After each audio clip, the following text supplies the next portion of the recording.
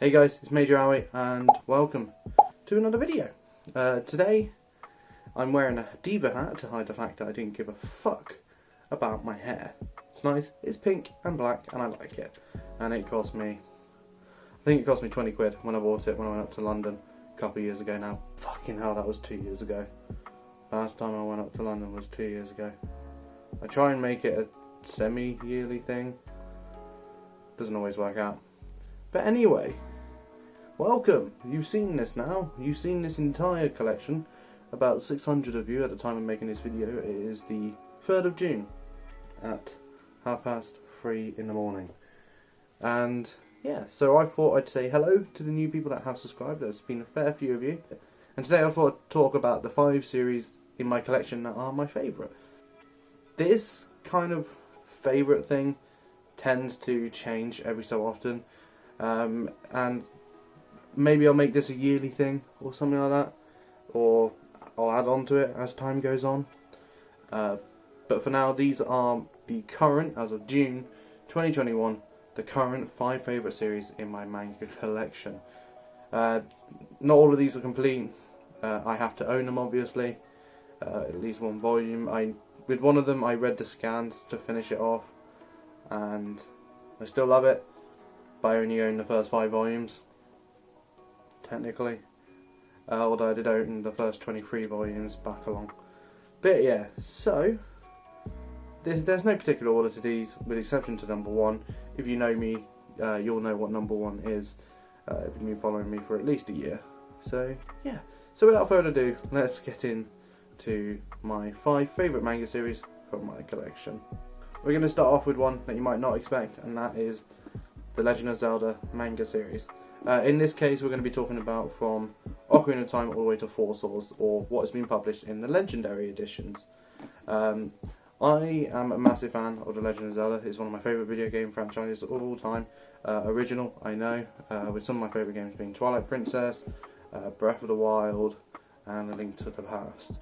I absolutely love what Akira Himekawa did with the series. They did a really good job on adapting the games, and they're doing an even better job with Twilight Princess manga series. So yeah, they've done a fantastic job with Twilight Princess, in my opinion, so far. Be curious to see if they can keep that up, but who knows. Also, you don't know the Legend of Zelda series. It follows a young man called Link as he tries to save Princess Zelda in each game, with some of the games not even being about that. You have a story from each game. So for example, this one here contains both parts of Ocarina of Time. You also have Majora's Mask, A Link to the Past, Oracle Seasons and Oracle of Ages, Phantom Hourglass, and Minish Cap, and then you have Four Swords. I remember that off the top of my head. Fuck yeah. The art is fantastic for what it is. I think Akira Himekawa improved massively. You can definitely see an improvement in their manga style on the front cover of the Legendary editions, and then when you open it, it's very 90s. I think it's good for what it is, but obviously you see improvement in the Twilight Princess manga. So yeah, this is one of my favourite series of all time. I've read it since I was very young. Since I was very young. About 10 years ago, I read this, and then I picked up the Legendary editions back when they were being published back in 2017. So yeah, that's the Legend of Zelda, the manga series, withstanding Twilight Princess, because I haven't read past volume 4. So for the next series, we're going to have a series from Shonen Jump back in 2000. That started publication back in 2000, and I think it ended in 2009. And it has been one of my favourite manga series of all time. I picked it up back in 2014, 2015, after watching a Anime Man video, and he talked about Black Cat. I've given it away now, and that was Black Cat. Black Cat was the first ever series that I bought and completed, and I completed it in the space of a summer. This has 20 volumes. You're not buying the series physical at the moment, because volumes 15, 16, 17 run for so much. Actually, it might be 16, 17, and 18. Either way, it's those 3 volumes. They run for so much at the moment. So expensive. It was even expensive back then when I was buying them. They haven't reprinted these in a long time, I don't think. which is a shame because Black Cat is really, really good. You might recognise the art style a little bit. Their art style has changed, but this is the author that was responsible for the artwork in To Love Ru, and they've currently got a series going on in Shonen Jump, which I can't remember the name of. Black Cat, if you don't know, is about an assassin who works for this organisation. He doesn't work for them anymore, and he has this really cool gun, and it's very shonen. It is very, very, very shonen, but that makes it good. Like, it is good. The artwork improves over time, obviously, as most artwork do. It starts off very rough and a lot of spikes to the hair, but as it goes on, it just looks a lot better, and the story just flows, although it does feel like it wraps up way too quickly, which is a criticism I have of it, but I still love it, and it was one of the very first series of manga that I completed and read. The next series is a series that everyone has on their list, probably, and that's Fullmetal Alchemist. I've been in love with Fullmetal Alchemist since 2010, which is one of the series alongside Haruhi Suzumiya that got me into anime and manga. I'll get into more on that in a video in the future. I did have the first 23 volumes, but then they announced that Viz announced that they were doing the Full Metal edition, so I decided to pick up the Full Metal editions and gave away the original 23 volumes to my friend, who I hope is reading them. Hi James. But yeah, Fullmetal Alchemist, everyone knows what it is. It's about two brothers who lose parts of their body. In the case of one of the brothers, he loses his entire body to try and resurrect their dead mother. And they go on an adventure to try and find a way back into their body. Along the way, you have a series of events that show the country's real colours. You have, in reality, what is a very politically driven story. Hiromu Arakawa's perception of orphans and how Edward and Alphonse got adopted by their friend's grandmother, basically. So, yeah. Fullmetal Alchemist, everyone fucking loves the series, and I do as well. Again, it's one of those series that the art improves as the series goes on. You actually literally see the characters grow up. The story starts off very, very tropey, very standard shonen, but as it goes on, it gets much better. Characters to get some really good development, and so on and so forth. So yeah, Fullmetal Alchemist. If you haven't read it, what are you doing? Right, we're in the last two now. Number 2 is A Silent Voice. Everyone also loves A Silent Voice, and I'm one to not be ashamed of that fact. I love A Silent Voice. I have done since it was introduced to me all the way back in 2016. If you don't know what A Silent Voice is about, it's about a boy who is a bully towards this girl in elementary school, lost her hearing, or was born deaf in this case. And very much it's about the main character's redemption, basically apologising and trying to help this girl make friends again after everything he did. But yeah, it's a really nice portrayal, a really good portrayal of anxiety and depression and that kind of stuff. It has a very, very good anime movie done by Kyoto Animation, and it's a short 7-volume series. It's really, really good. If you haven't picked it up yet, you should. Would I say it's Yoshitoki Oima's best work? No, because that's going to go to Your Eternity, but it's fucking fantastic. I love it. I absolutely do. Can you tell I'm rambling yet? Can you tell I'm just rambling like mad? But yeah, A Silent Voice, really, really, really nice short series.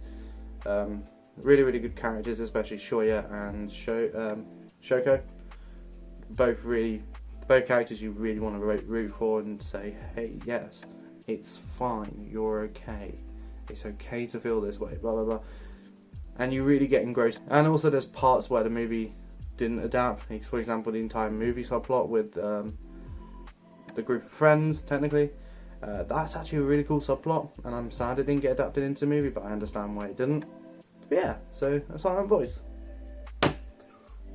Right, if you didn't know this is my favourite series, then do you even watch my channel? Have you even looked at my profile picture?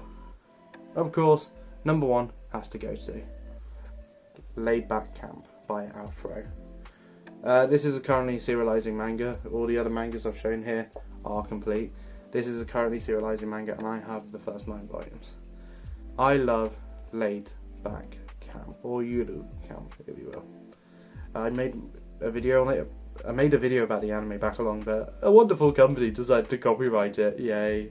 I was really happy with that video as well. Such a shame.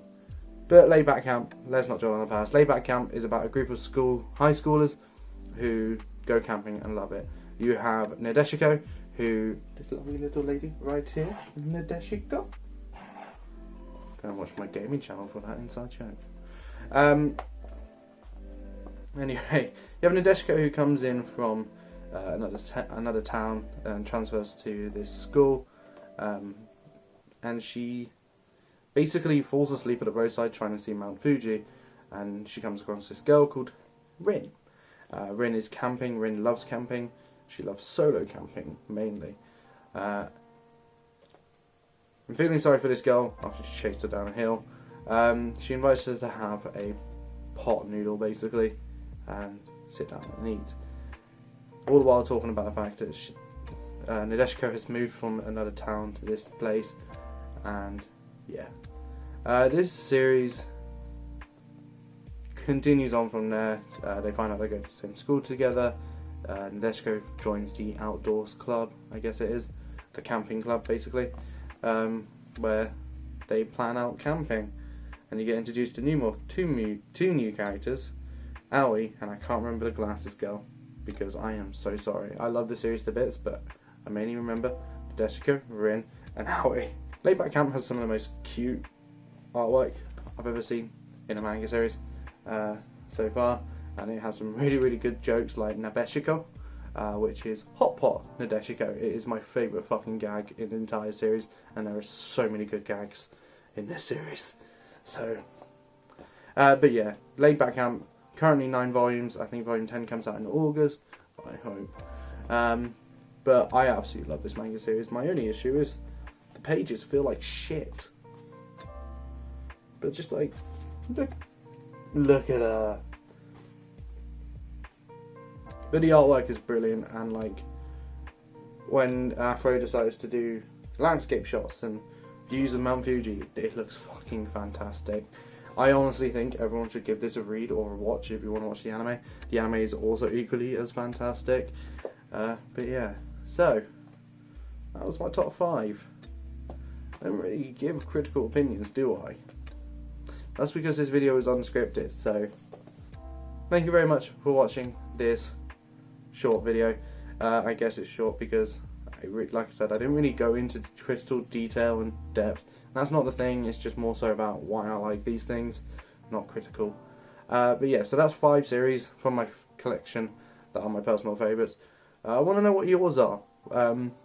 Let me know in the comments down below what your favourite manga series are. This, like I said at the beginning, this isn't a all-time thing, this is just my current feelings.